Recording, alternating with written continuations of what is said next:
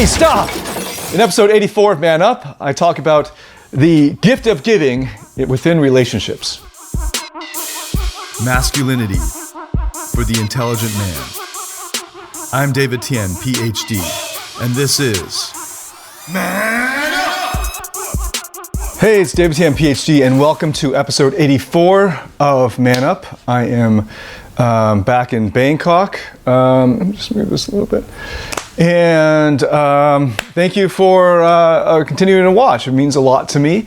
I've been traveling quite a lot, more than I usually do, which is pretty crazy. For the past 2.5 weeks, been jetting around Japan, and then that was for 2.5 weeks earlier the past month, and then flew into Singapore and immediately went into a method acting, a full day workshop, and then did a full week of 2-hour training sessions in MMA. So it would be an hour every day in BJJ, and then another hour in a striking discipline. In this case, it was boxing and Muay Thai. So those were all disciplines that I have not had formal training in. So 7 days of that was pretty intense, and my body was pretty beat up. Lots of just wear and tear. I'm taping up all my fingers now. Especially the weaker ones like the pinky and this joint here and all that. So and I was feeding a lot. I thought I would lose weight, but I ended up being so famished that I'd pig out and just carb load after the workouts. But anyway, and then a lot of team meetings or work with the team in Singapore and building infrastructure and stuff like that. So, and a lot of research and reading, as well as catching up with my friends. So a lot going on. Back in Bangkok now, and this is my haven where I do most of my work and just focus. And I have a great system set up here and a great support network here to just get everything done. So it's my time to hunker down and get stuff done. All right, so anyway, back to episode 84. Let's get this done. Got an email from Daryl, and this is on a question that was based on a video he saw where I talk about investment, how you should get if you want to have a relationship that grows, both parties need to invest in each other, and not only just invest, but actually make each other stronger. And he asked, he says, well, it's a long email, but he says he's had trouble in his life receiving gifts, which is already quite a lot of self-awareness on his part. But also, he finds himself, when it comes to paying the bill, and even when she offers, he'll immediately negate that and make sure that he pays for everything, that he wants to be the one who's giving, and so on. And this is fine. I mean, it's great to want to help people and stuff like that. But if you don't allow the other person to invest in you, you're not allowing them to grow their attraction for you. And the white knight syndrome and the fixer mentality, which arises from your child, a certain type of childhood, or more accurately, a strategy in response to your childhood and your relationship with, or the way that you viewed your mother growing up when you were growing up, all contributed to a situation where if you find your mother as a perfect woman, I mean, basically we put our mothers on a pedestal, and that's a normal thing. It's a good thing. If she's a good mother, you would normally do that. If your mother was a prostitute or something, then you'd end up taking a different road, and that's a subject for a different video. But most of the guys who come to me, and many of my friends, well, pretty much all of them, including myself, had wonderful mothers, and that often means that first of all, you couldn't imagine her having sex. That's just gross to you. But secondly, and more relevantly for you, or which is more relevant to you, Daryl, is that you end up making her the paradigm of women, and you end up seeing women through that lens. This is where the Madonna whore complex is so strong. The force is strong in these young Padawan, but the Madonna whore complex is really strong in these sorts of men who are feel like they need to earn attraction, earn approval, earn improve themselves in order to be worthy of love and attention and affection and sex, really. This is also why they feel like it's a cop-out in some way to hook up with a woman who maybe they paid for it. There's generally, these guys have a very violent rejection of anything that smacks of that, because in order for it to be, in order for them to have good sex, they need to feel like they earned it, and these guys will often fall into a trap with a certain type of woman, a woman who's very prevalent and becoming more and more prevalent in the modern world, which is anyway. So that's the subject of another video. But back to the question about like why would he understands why, actually he understands the principle for investment in the cost-worth connection, that the more you the more effort and time you put into something, the more you value it. And the more you feel like it is worth to you. So if you want to increase somebody's attraction for you, you simply get them to invest time and effort into you. And you want to encourage that, every little bit of it. At the beginning, you may only be able to get a small amount of investment, and then you just continue to increase it. Now, a healthy relationship would be where both parties are investing equally, and so you make each other better and stronger and of more value at the same time, right? So no one needs to stick their neck out too far. They just match and take turns raising the investment, and that's a great thing, and that's a necessary thing. But he has trouble doing that. So what happens, even when she's really attracted to him at the beginning, when she first meets him, and I'm saying even because if you're a white knight, that is, you want to sacrifice your everything for an ideal, or in this case, a woman that you've just met, then generally that attraction won't even get off the ground, right? Because right from the beginning, you're putting too much emotional investment into the conversation, into the texting, into the date itself, the first date. So she feels it and doesn't want to, and is repelled by it. But even in a situation where maybe because of her own psychological background or issues, she's interested in that.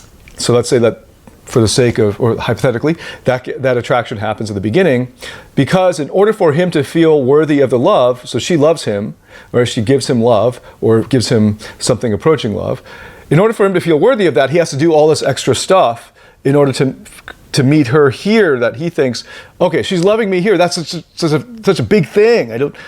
In his childhood and in his life, he's had to achieve in order to be worthy of that attention, affection, and approval. So he then works really hard. But in reality for her, she's still down here. She's just being herself. She's like, I really like you. And it's not like a gargantuan effort for her to do anything like that. It's just she feels that way. But he perceives it up here, and so he works really, really hard. Now he's way up here. He's over-invested, and because the investment disparity is so big, she is repelled by that much, right? By that same amount, right?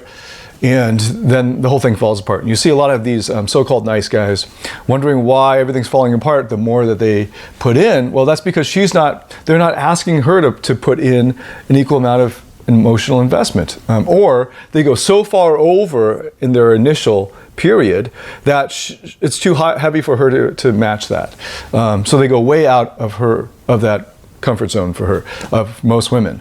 So a healthy relationship would be like this, instead of the nice guy suddenly, or the white knight suddenly just like getting up here really fast and over-investing. So a lot of guys, especially, just a lot of guys who write to me, and it's because this is the most common problem, the most repelling characteristic is a guy who can't receive love. Instead, feels like, no, refuses. And this is almost like an Asian thing of like, no, refuse the compliment, right? And Chinese would be like, nali mama hu hu, right? No, I'm just okay, right? To actually, that's like a micro level of receiving compliments, not even really a gift, right? But receiving that takes training and skill because, in practice, because they're not used to doing that. They're not used to getting that kind of affection, approval, attention, and love just for being themselves. They have to earn it. They've had to achieve it. So, keeping all of this in mind, if you are an achiever in your life, you probably fall into this trap as a man. If your mother was a very good mother, probably like she was a wonderful woman, and not like a cool girl who could, but just more like a pure woman, you probably fall into this trap with women that you date because you need to feel worthy of that paragon of virtue. It'll make it hard for a woman your age or younger to get in, to reciprocate. And this is because you're denying her, now 10 minutes, finally get to the point, you're denying her the gift of giving. You're denying her the pleasure of giving. You're denying her the opportunity to contribute. And not only does it kill attraction, because as I've mentioned in previous videos and Limitless and so on, and in other videos, I can't remember where, I've just said this so many times, you're not only denying them the opportunity to grow the attraction. And as a side note, most men feel like the attraction works like this. You're like really impressive, and then girls want you, or they fall in love with you. No. That's not actually how love works. That's how respect and fear work, that you're really impressive. Love works through vulnerability and connection. Like a little puppy, right? A little puppy doesn't have to do anything. It's just super cute just by being itself. And the more vulnerable it is, like it's trying to stand but then it falls, the more you love it, the more you want to pick it up and take care of it.